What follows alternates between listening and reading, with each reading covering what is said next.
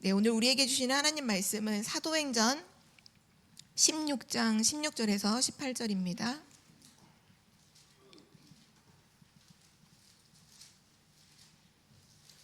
사도행전 16장 16절에서 18절 말씀을 우리 다 함께 한 목소리로 합독하시겠습니다. 우리 16절부터 18절 함께 합독합니다. 우리가 기도하는 곳에 가다가 점치는 귀신 들린 여종 하나를 만나니 점으로 그 주인들에게 큰 이익을 주는 자라. 그가 바울과 우리를 따라와 소리 질러 이르되 이 사람들은 지극히 높은 하나님의 종으로서 구원의 길을 너희에게 전하는 자라 하며 이같이 여러 날을 하는지라. 바울이 심히 괴로워하여 돌이켜 그 귀신에게 이르되 예수 그리스도의 이름으로 내가 내게 명하노니 그에게서 나오라 하니 귀신이 즉시 나오니라. 아멘. 네, 오늘 말씀의 제목은 정신치유입니다.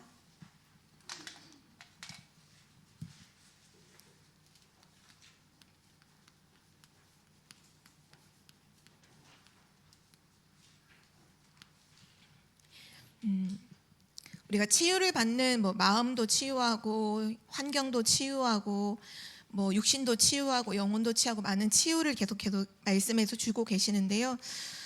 가장 정상적으로 치유를 받아야 되는 부분 중에 하나가 정신 치유예요. 한마디로 말하면 지금 정신 문제에 시달리는 사람들, 정신병으로 고통받는 사람들이 굉장히 많이 있는데요. 가장 정상적으로, 가장 복음적으로 치유를 받아야 하는 부분인데요. 우리가 꼭 기억해야 될 것은 뭐냐 하면 오늘 말씀하시는 이 정신 문제, 우리가 메시지에서 계속 말씀하고 계시는데 사실 이거는 개인의 문제가 아니라 지금은 이거는 시대의 문제입니다.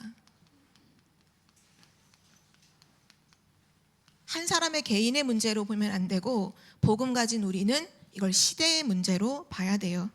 그래서 이들을 치유하고 돕는 것이 곧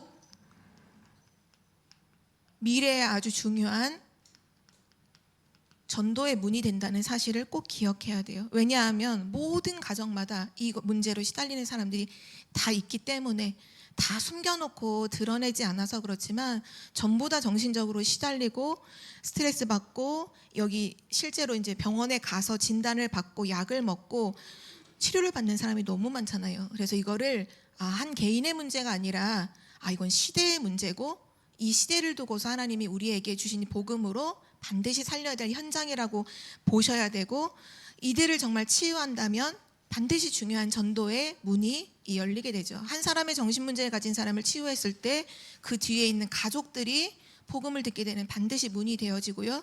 또 주변에 그와 같은 문제를 겪고 있는 또 다른 많은 사람들도 복음을 듣게 되죠. 제가 이 메시지를 준비하면서 조금 이렇게 자료를 찾아봤더니요. 전 세계의 정신질환이라는 게 진단명이 있을 거 아니에요. 예를 들면 조울증, 우울증, 조현병 이런 진단명이 정해져 있는 내용이 보니까 거의 300개에서 350개 정도가 정신질환 진단명이 있다고 하더라고요. 우리는 이제 개 중에서 이제 열 몇 개 정도 아는 정도인데 실제로 나와 있는 건 300에서 350개의 진단명이 나와 있대요. 그 중에서 몇 가지를 확인해 보니까 조현병 우리가 많이 들잖아요. 조현병은 보니까 망상이 있고 망상이 심각하고 그러니까 실제가 아닌 어떤 틀린 생각, 망상을 많이 하면서 환각, 그러니까 환시라든지 자기만 뭔가 본다든지 환청, 자기만 무슨 소리가 들린다든지 이런 문제로 시달리는 사람들이 가서 이제 진단을 받으면 조현병 이렇게 진단을 받고요. 또 양극성 장애 이런 단어가 우리 기사 같은 거 봐도 많이 나오잖아요. 양극성 장애가 보니까 사람이 이제 조증이 있고 우울증이 있는데 이 양극성 장애는 조증 상태가 계속되는 거예요. 그러니까 사람이 완전히 극단으로 업돼서 그 업된 상태에서 충동적인 행동을 계속하는 걸 이 진단을 딱 내리면 양극성 장애다 이렇게 진단을 내리고요.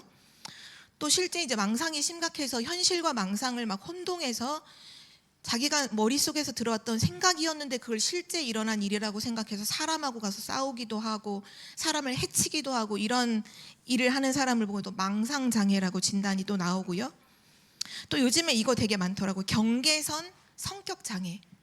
이게 뭔가 조금 완전 정신 문제인 건 같진 않은데 뭔가 얘기를 해보고 사귀어보면 뭔가 좀 이상하고 안 맞아. 이런 사람들이 보면 진단이 어디서 나오냐. 극단적으로 감정 기복이 너무 심한 거. 그러니까 완전히 기분 좋았다가 완전히 다운됐다가 감정 기복이 심한 사람들이 있잖아요. 근데 이게 완전 극으로 치달아서 심지어는 막 자해를 하고 이런 경우에는 경계선 성격 장애다 이렇게 진단을 내린다고 하더라고요. 근데 사실은 실제 우리가 정신 문제라고 했을 때 사실 대부분은 뭐를 가지고 많이 사람들이 이제 지금 치료를 받냐면 우울증 이걸로 많이 치료를 받죠. 또 잠을 자지 못하는 거, 불면증 이것도 정신질환으로 진단이 되려고 있고요. 또 강박이라는 거죠. 강박.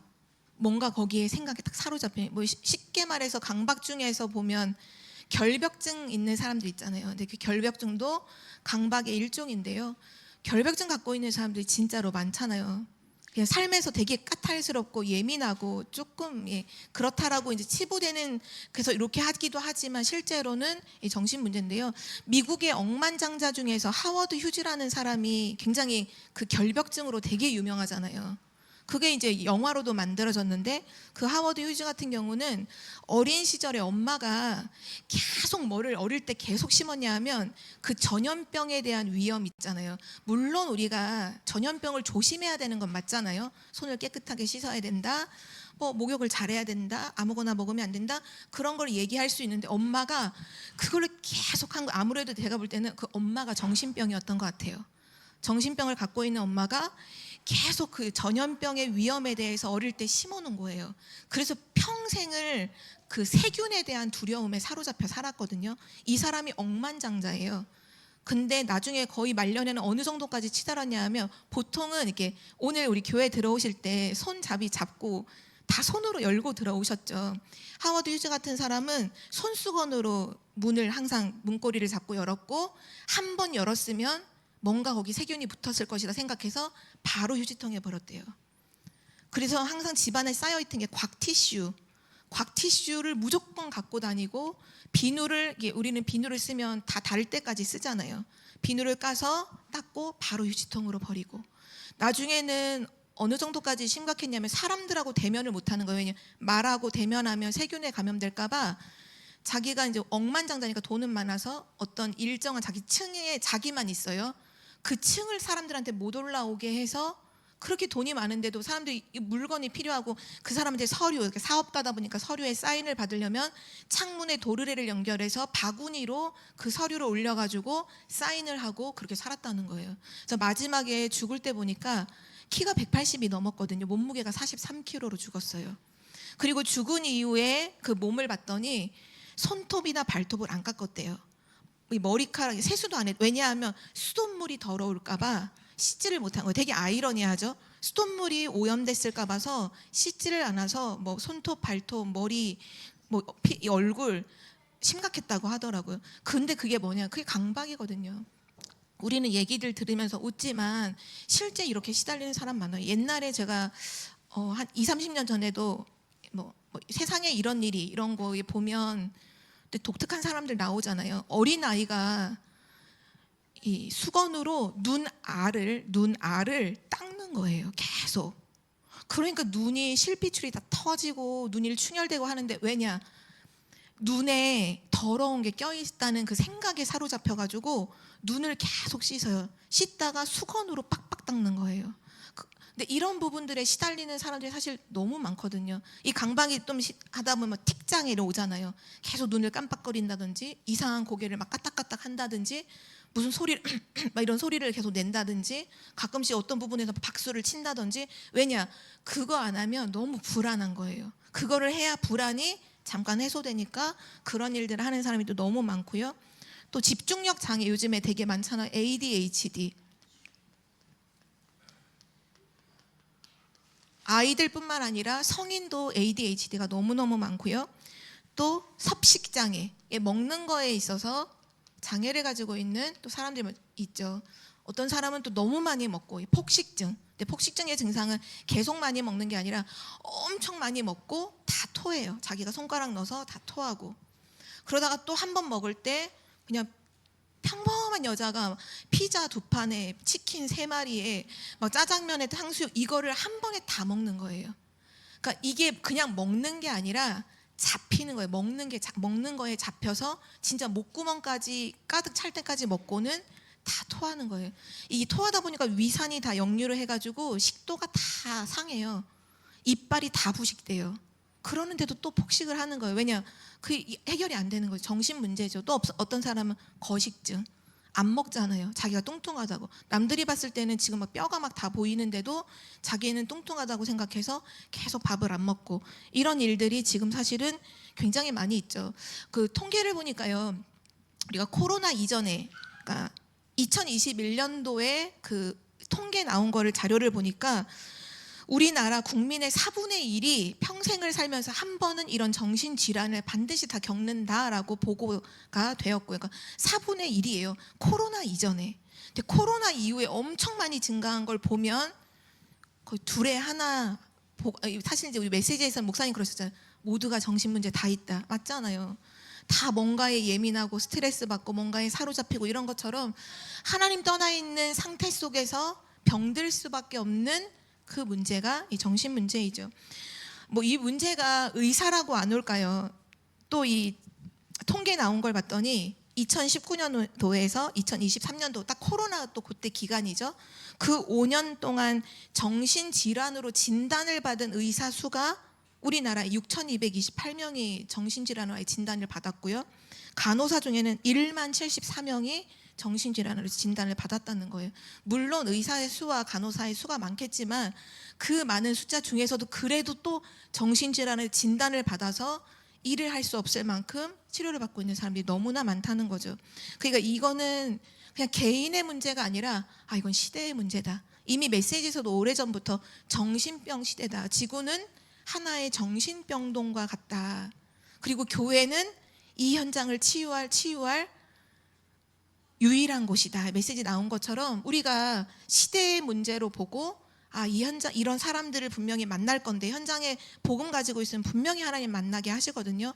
그때 이 사람을 정확하게 복음적으로 성경적으로 어떻게 도울 것인가를 오늘 언약으로 잡는 시간이 되시길 기도합니다. 오늘 첫 번째로요. 이 정신질환을 치료하기 위해서는 정말 중요한 것이 있는데요. 강단을 통한 꾸준한 말씀 치유입니다. 한마디로 말씀으로만 이 사람들을 도와줘야 돼요. 다른 걸로는 절대 도울 수 없고요. 하나님의 말씀으로만 도울 수 있는데 첫 번째로 강단을 통해서 이 단어가 정말 중요한데요. 꾸준한 말씀 치유가 반드시 돼야 돼요.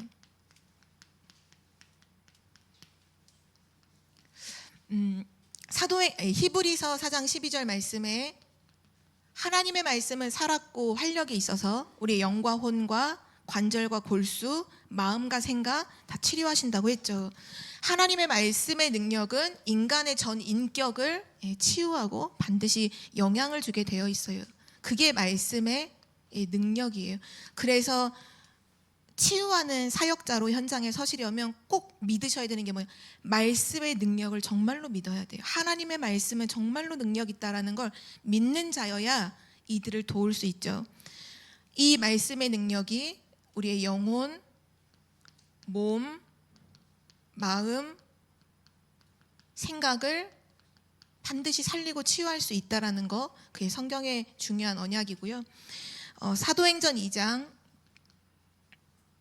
42절에서 47절 말씀에 보면 초대교회 성도들이 현장에서 복음을 증거하면서 중요한 42절의 언약이 나오죠. 교회 안에서 이루어졌던 치유의 현장인데요. 그들이 사도의 가르침을 받아 서로 교제하고 떡을 떼며 오로지 기도에 힘쓰니라. 굉장히 중요한 방향이 나와 있는데요. 첫 번째로 이 강단이라고 했을 때는 이런 정신 문제를 가지고 있는 분이 우리 교회에 오셨을 때 교회 안에서의 이 1번은 교회 안에서 이루어져야 될 말씀 치유를 말하는 거예요. 그럼 그분이 뭐 하게 되냐면 사도의 가르침을 받아라는 말씀은 결국 강단 말씀의 흐름을 탈 수 있도록 돕는 사역이 가장 중요합니다. 결국은 강단 말씀의 흐름을 타야 돼요. 왜냐하면 정신질환자들의 특징이 다 그 내 생각과 틀린 생각이 굉장히 사로잡혀 있거든요. 이거를 다른 사람들의 말로 안 바뀌어요. 절대로 안 바뀌어요. 반드시 하나님의 말씀이 그 틀린 생각, 자기 생각이 있던 그 자리에 그게 사라지고 거기에 하나님의 말씀이 진짜 탁 각인됐다. 그러면 치유가 시작되거든요. 그래서 정말 중요한 것이 강단 말씀의 흐름을 탈 수 있도록 도와줘야 돼요. 우리 교회가 여기로 이사 오기 전에 복대동에 교회가 있었잖아요.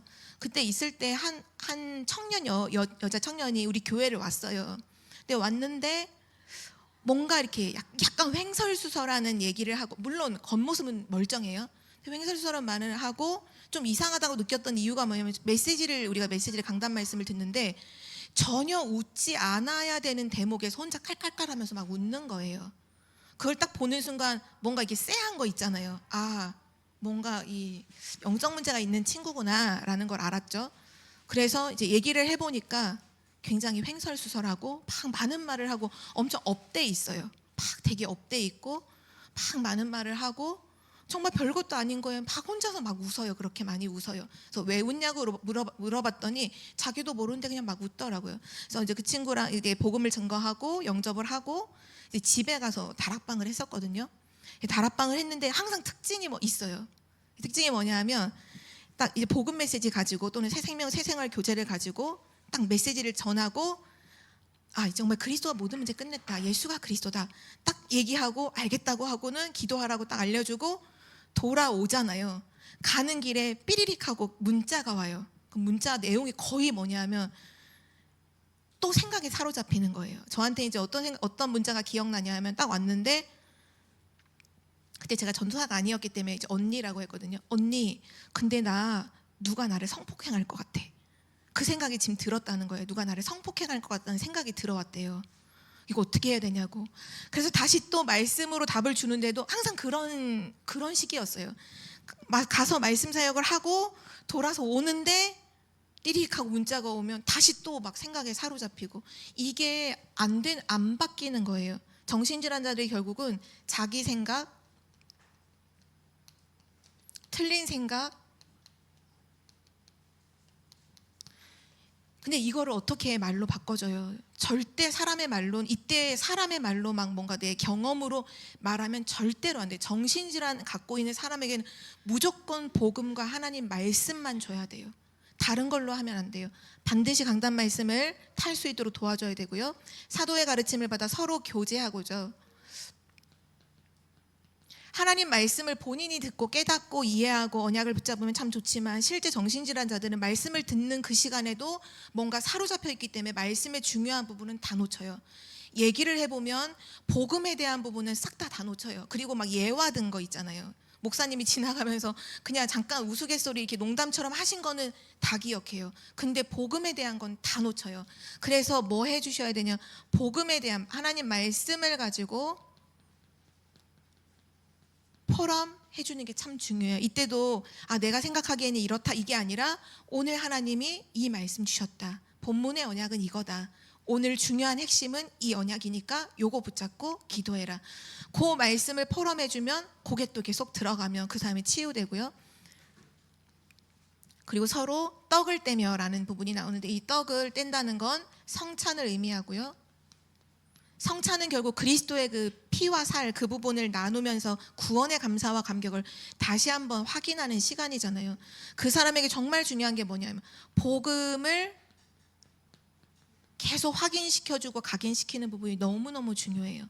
계속 복음을 확인시켜줘야 돼. 그리스도가 모든 문제 끝냈다. 예수가 그리스도다. 그 그리스도의 삼중직. 그렇게 하면서 중요한 부분이 이제 복음 선고를 자꾸 다른 생각이 끼어 들어오기 때문에 복음 선고를 암송하고 묵상할 수 있도록 돕는 부분이 굉장히 중요하죠. 하나님 말씀을 가지고 복음을 계속 확인하도록. 그리고 결국은 오로지 기도하기를 힘쓰니라 말씀하신 것처럼 강단의 말씀을 가지고 기도문을 만들어줘서 내 생각으로 틀린 기도하지 말고 딱 강단 말씀 가지고 기도문 가지고 그거 계속 기도하고 읽고 외울 수 있도록 돕는 사역이 너무너무 중요하죠. 이걸 꾸준히 하는 게 너무 중요하고요. 성경에 보니까 사도행전 11장 19절에서 30절에 보면 그 안디옥 교회에서 25절에서 26절 말씀에 보면 그 바나바가 사울을 데리고 와서 안디옥 교회에 와서 1년간 모여서 큰 무리를 가르쳤더니 그 안디옥 교회의 사람들의 별명이 이제 그리스도인이라 이렇게 사람들이 칭하게 되어지죠. 이게 무슨 의미냐면 그 안디옥 교회 안에서 일어났던 중요한 말씀 집중을 했다는 거예요. 1년 동안 모여서 사람들을 가르쳤다는 거죠. 그래서 교회 안에서 중요하게 말씀을 집중할 수 있는 시간을 진짜로 가질 때, 이 강단 말씀을 통해서 말씀 집중, 복음 집중할 때 완전 복음으로, 복음의 사람으로 치유되었음을 안디옥 교회에서 이제 보여주고 있죠. 그래서 정말 중요한 것은 정신문제 가진 분이 만약에 왔다, 우리 교회, 우리 구역에 소속이 됐다, 우리 청년부에 들어왔다, 1구역에 들어왔다 했을 때는 그 사람으로 하여금 다른 거 말고 딱 요거 꾸준히 강단 말씀으로 계속 그 사람이 말씀의 흐름을 말씀을 계속 들을 수 있도록 돕는 사역이 가장 중요하고요. 이것으로만 끝나는 것이 아니라 그 사람이 현장으로 돌아갔을 때 그 현장에서도 말씀 치유가 계속 이루어져야 하는 사역이 정신문제 있는 정신치유의 사역입니다. 그래서 치유 사역자를 통해서 말씀을 사역할 수 있는 사역자를 말하죠. 이 치유 사역자를 통해서 꾸준한 말씀 치유가 현장에서도 이루어져야 돼요. 여긴 교회였다면 이건 현장에서의 치유를 말하죠. 성경에 보니까 전도자 바울이 현장에 갔을 때 언제든지 이 치유의 현장을 만나잖아요. 사도행전 13장 1절에서 12절에 보면 그 현장에 나갔더니 그 현장에 무속인이 그 현장을 장악하고 있던 현장이었고요. 사도행전 16장 또 16절에서 18절 오늘 우리가 읽었던 그 성경 구절에 보면 저 많은 귀신 들린 여종 나오는 것처럼 이 점술에 모든 사람들이 다 의지하고 그 지역에 있는 사람들이 영향받고 있었고요.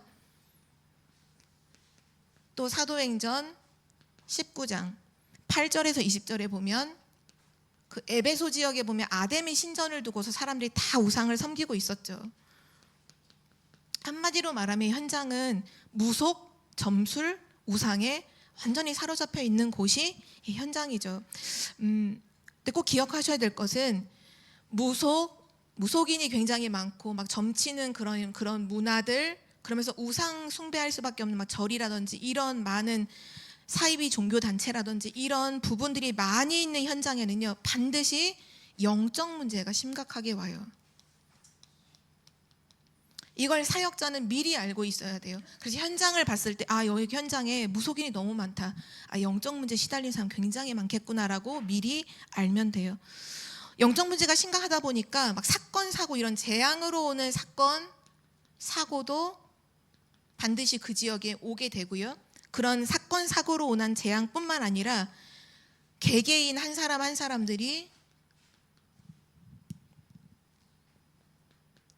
시달리는 사람들이 굉장히 많죠. 한마디로 말해서 정신질환자들이 굉장히 많이 있습니다. 그래서 현장에서 정말 중요한 부분이 우리 강단에서도 계속 요즘에 선포가 되고 있지만 이 현장에 빛을 비추는 게 너무너무 중요해요. 빛을 비춰서 그 빛을 비추는 게 그리고 말씀 운동하는 거죠. 이 말씀 운동을 펴서 계속 빛을 비춤으로 흑암이 먼저 꺾여야 돼요. 우리가 요번에도 캠프를 하면서도 마찬가지고 강단을 통해서도 2주 전에 강단 말씀 나왔지만 강한 자를 결박하지 않고서 어떻게 그 강한 자의 집에 들어가서 그가 가지고 있는 세간을 강탈해서 올 수 있겠냐. 강한 자를 결박한 후에야, 흑암이 꺾인 후에야, 사단이 결박된 후에야 그 사단에게 사로잡힌 이 현장과 사람들을 살릴 수 있다, 찾아올 수 있다 말씀하잖아요.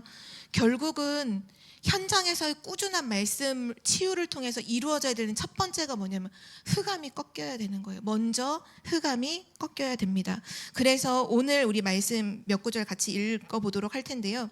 이 사도행전 13장 현장에 들어갔을 때에도 결국은 그 바보라고 하는 섬에 총독에게 복음을 증거하려고 하는데 계속해서 그 박수무당 엘루마가 방해를 하거든요. 그래서 그를 향해서 또 그 배후에 역사하는 흑암을 향해서 사단이 흑암을 먼저 결박하는 내용이 나오는데 우리 같이 읽도록 하겠습니다. 사도행전 13장 8절에서 11절입니다. 사도행전 13장 8절에서 11절이요. 실제 우리의 현장에서 우리가 혼자서도 이 사역을 계속해야 되는 거죠. 우리 8절부터 11절을 한 절씩 교독하겠습니다. 이 마술사 엘루마는 이 이름을 교독으로 하겠습니다. 이 마술사 엘루마는 이 이름을 번역하면 마술사라. 그들을 대적하여 총독으로 믿지 못하게 힘쓰니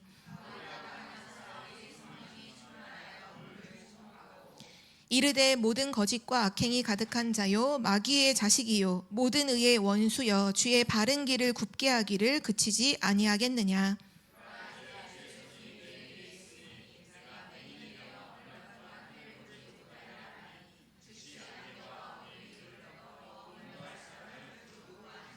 맞아요.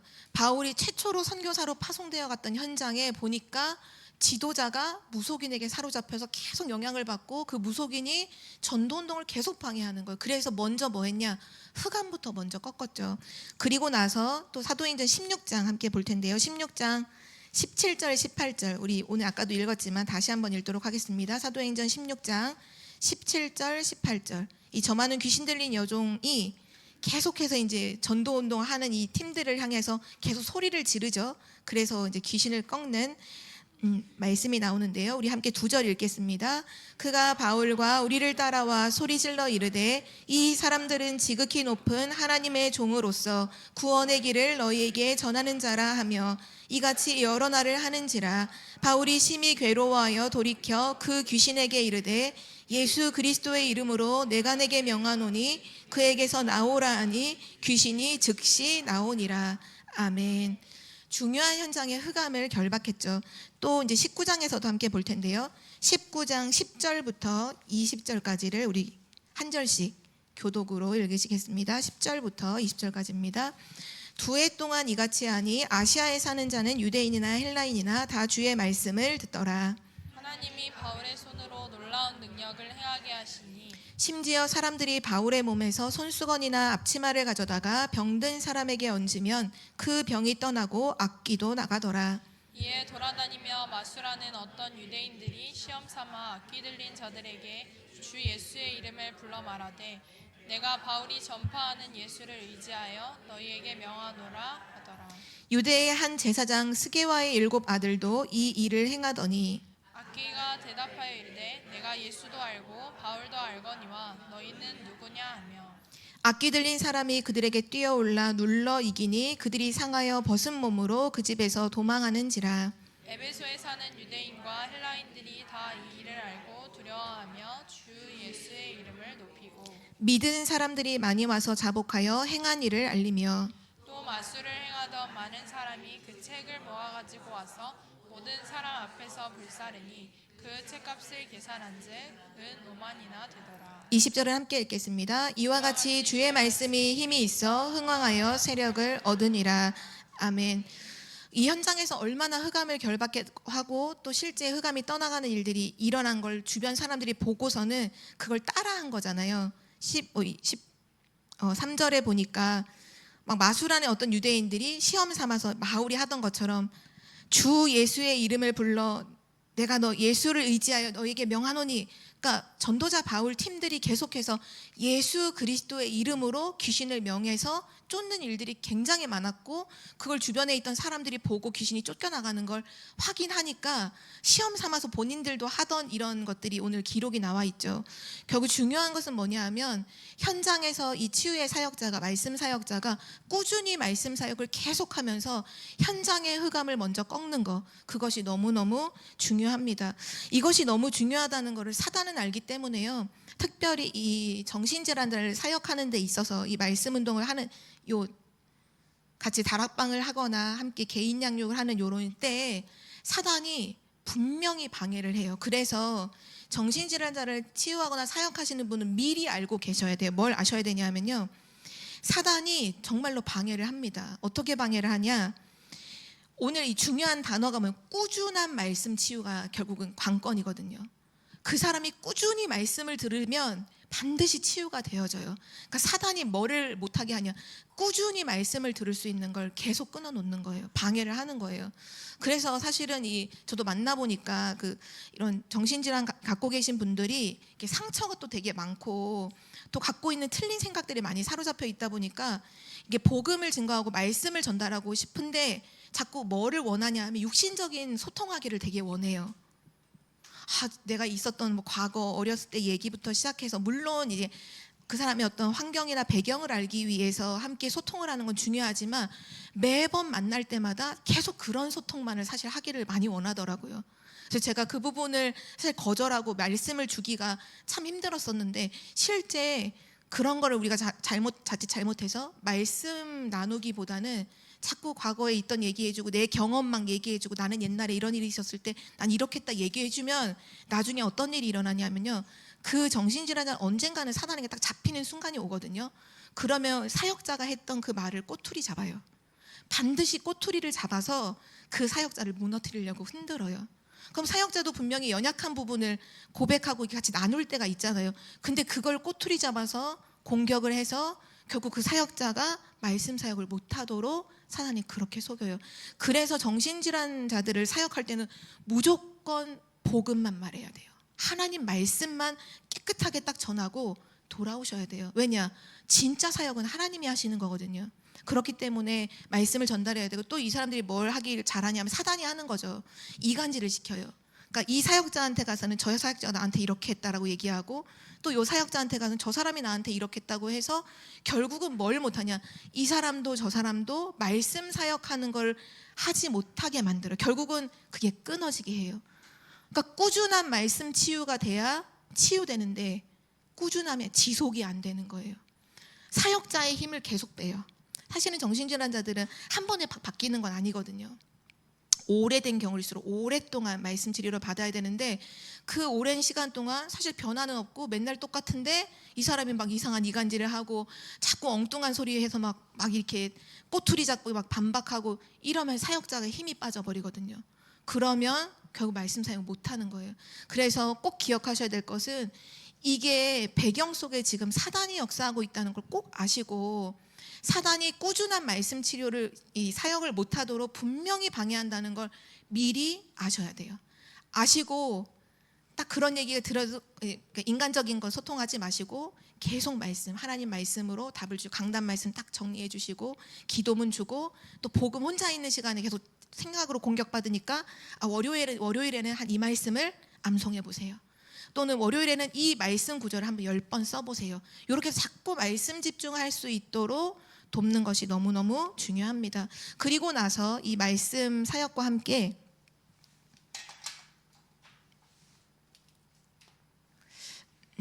생활 치유가 반드시 되어야 하는데요.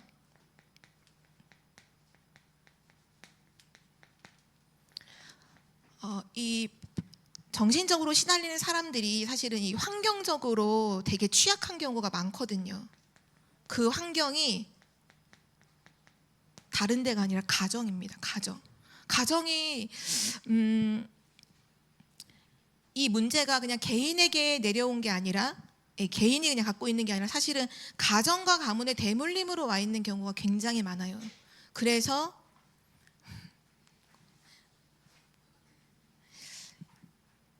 이 사람의 가정을 치유해 주지 않으면 이 사람이 회복이 되기가 너무 더뎌지는 거죠. 이 가정이 실제 여러 가지 가문의 이런 무속 점술 우상의 어떤 그런 배경 속에서 대물림으로 와 있는 경우가 굉장히 많이 있고요. 그리고 실제 가정에서 갖고 있는 가정 안에서 부모에게 또는 뭐 이 형제들에게 받았던 그 상처라는 게 있잖아요. 근데 이게 어떻게 잘못하다 보면 그 가정의 분위기가 그 상처를 계속 주는 분위기인 가정이 있거든요. 그러면 그 상처가 딱 고착화되면서 사단이 그걸 딱 잡아요. 그리고 그걸로 계속 스트레스 받게 해서 결국은 돌게 만드는 거, 사람으로 정신줄을 놓게 만드는 거, 쉽게 말해서. 그런 부분이 사단을 계속 공격을 한다는 걸 꼭 기억하셔야 돼요. 그래서 꼭 아셔야 되는 게 뭐냐면, 나중에도 이제 오늘이 18과인데요. 이제 19과, 20과가 전부 다 가정 치유에 대한 말씀이에요. 왜냐하면 우리의 가정을 사단이 어떻게 자꾸 속이냐 하면 그냥 의식주 해결하는 곳으로 만들어요.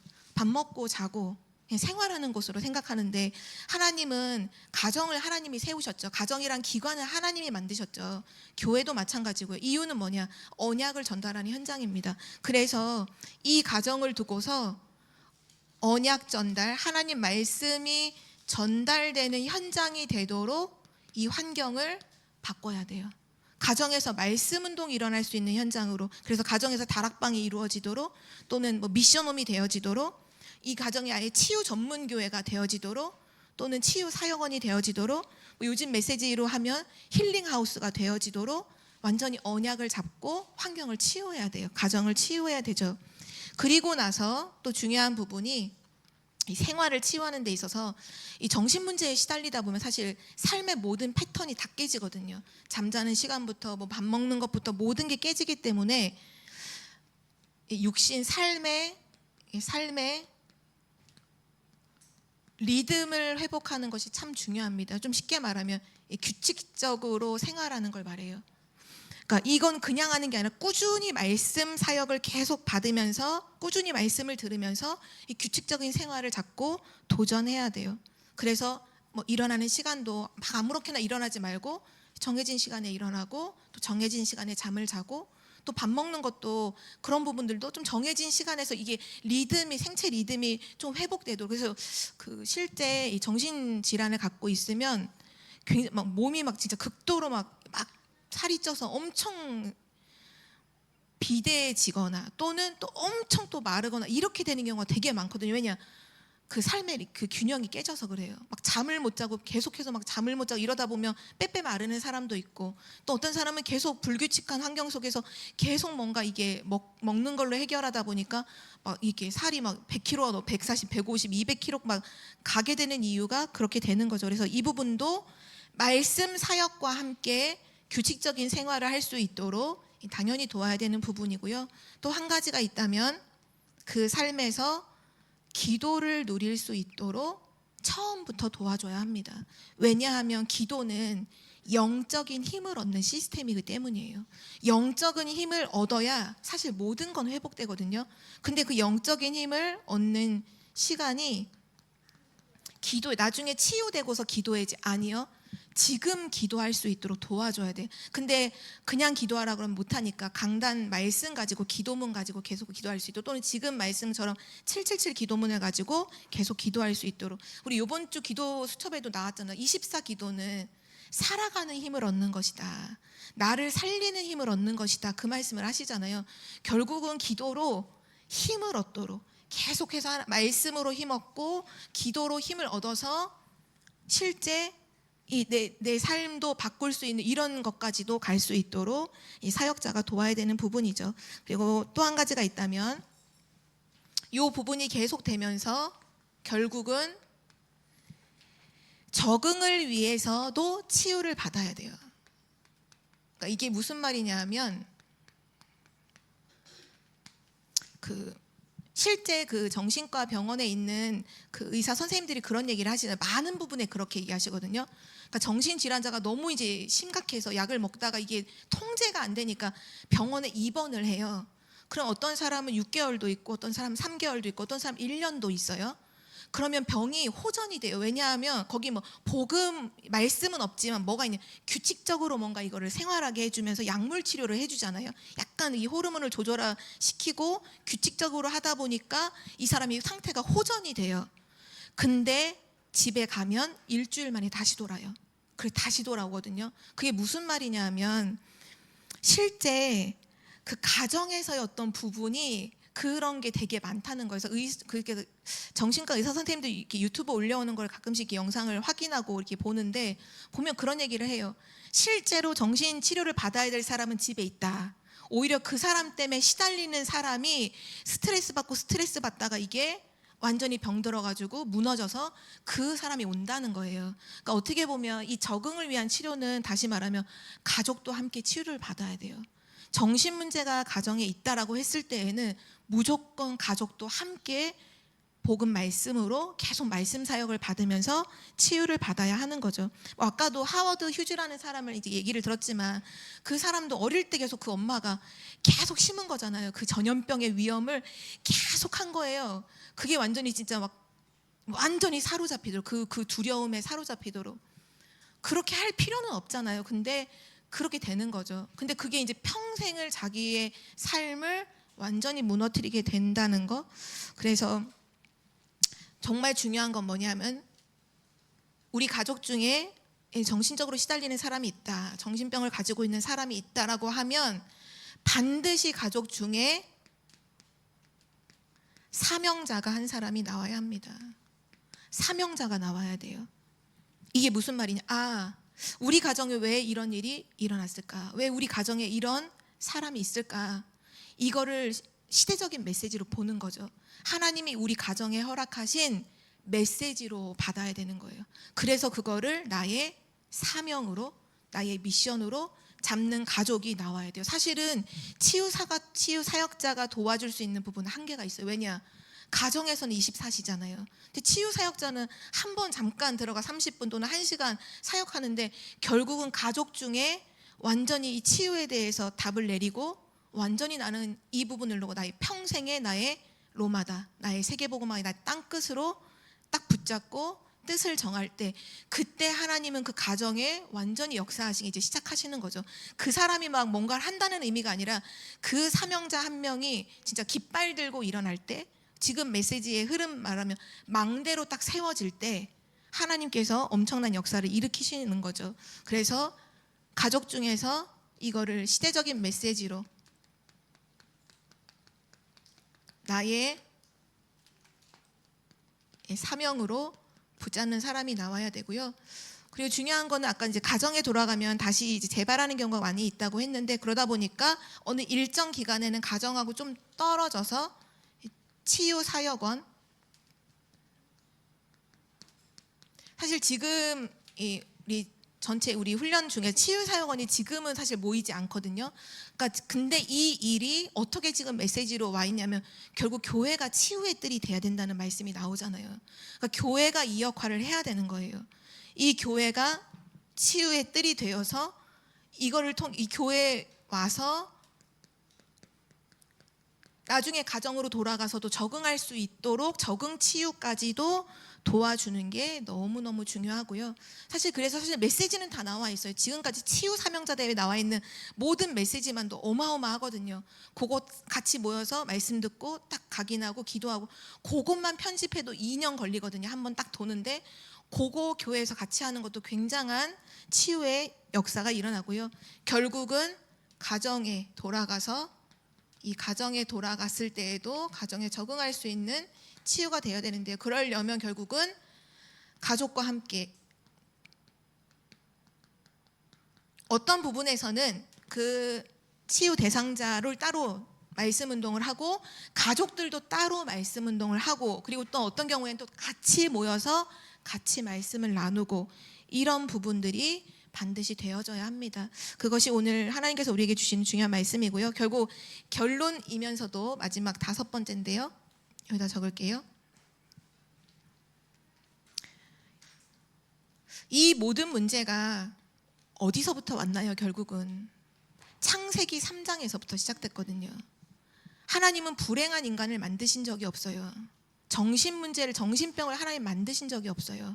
원래 인간은 하나님과 함께함으로 행복한 존재로 하나님이 창조하셨죠. 근데 하나님을 떠난 그 순간 모든 게 무너졌어요. 마음, 생각, 영혼, 정신 다 무너졌거든요. 육신도 다 무너지고요. 성경에 보니까 아담아 아담아 내가 어디 있느냐라고 하나님께서 왜 모르셨겠어요? 숨은 거를 질문하시잖아요. 그때 아담이 이렇게 대답하죠. 하나님, 내가 벗었기 때문에 두려워서 숨었나이다. 그 두려움이 거기서부터 시작됐거든요. 모든 정신질환의 근원은 두려움이에요. 두려움이에요. 우울, 불면, 강박, 집중력 장애, 섭씨, 전부 다 불안 장애예요. 전부 다 불안 장애예요. 그래서 그 영어로 하면 무슨 포비아라고 하는데 뭐뭐 포비아, 뭐뭐 포비아, 뭐뭐 포비아 다 불안증이에요. 다 불안증. 어떤 사람은 무슨 이렇게 동그란 것만 봐도 공포증 느낀 사람도 있죠. 환공포증. 뭐 어떤 거 뾰족한 것만 봐도 두려워하는 사람이 있어요. 무슨 뭐 바늘 공포증. 수없이 많은 그런 진단명들이 나오는 배경에 두려움이 있거든요. 그래서 결국은 하나님을 떠난 곳 속에서 왔기 때문에 답은 하나님을 만나는 것이 답이고 말씀이 답이죠. 그래서 오직 그리스도만이 해결자이라는 걸 우리는 분명히 확신하고 그 확신으로 사역을 해야 됩니다. 오직 그리스도만 해결자가 되신다. 근데 참 감사한 거는 사도행전 1장 8절에 언약하셨지만 하나님께서 정말 그리스도 복음을 알고 힘을 가진 자에게 뭐라 말씀? 증인이 되게 하신다고 했잖아요. 그래서 이 치유 문제를 갖고 있던 그 사람이 정말 꾸준한 말씀 사역으로 치유됐다. 완전히 치유의 증인이 되는 거예요. 근데 그 치유의 증인은 시대의 증인이 되는 거예요. 지금 미래 시대의 최고의 증인이 누구냐? 치유의 증인이에요. 정말 내가 하나님의 복음과 말씀으로 치유된 그 증거를 갖고 있는 사람은요, 미래에 완전 전도자로 쓰임 받을 수밖에 없어요. 왜냐? 그게 시대의 문제이기 때문이죠. 그래서 뭐 결론 중에 결론으로 얘기를 하면 중요한 건 영적 싸움. 사단 흑암을 꺾어야 되는 부분이 가장 중요한 첫 번째고요. 이 정신질환에서 두 번째는 꾸준한 말씀 치유, 꾸준한 말씀 사역이 가장 중요하고요. 세 번째는 가족 중에 사명자가 나와야 된다는 거죠. 사명자가 나올 때까지 계속 꾸준히 말씀 사역을 하는 것이 너무 중요합니다. 하나님은 지금도 이미 성경의 증거를 주셨던 것처럼 우리의 현장에 이런 일과 문제들이 있지만 전도자 바울의 팀들을 통해서 그 현장을 치유해 가셨던 것처럼 하나님은 우리 교회와 우리 중요한 복음 가진 우리 전도자들을 통해서 이 일들을 이루어 가실 줄 믿습니다. 이 언약을 굳게 붙잡고 증인으로 쓰임 받으시길 기도합니다. 하나님 아버지 감사합니다. 하나님 떠난 문제 속에서 시작된 이 정신 문제가 오직 그리스도로 말미암아 구원받음으로 끊어지고 또 꾸준한 말씀 사역으로 완전히 회복되어져 반드시 시대를 살리는 치유의 증인으로 서게 하실 것을 믿고 감사드립니다. 우리 청주복음교회가 또 우리 청주복음교회 모든 성도님들이 하나님이 행하시는 이 일에 올바른 심부름할 수 있도록 은혜 베풀어 주옵소서. 감사드리며 예수 그리스도의 이름으로 기도드립니다. 아멘.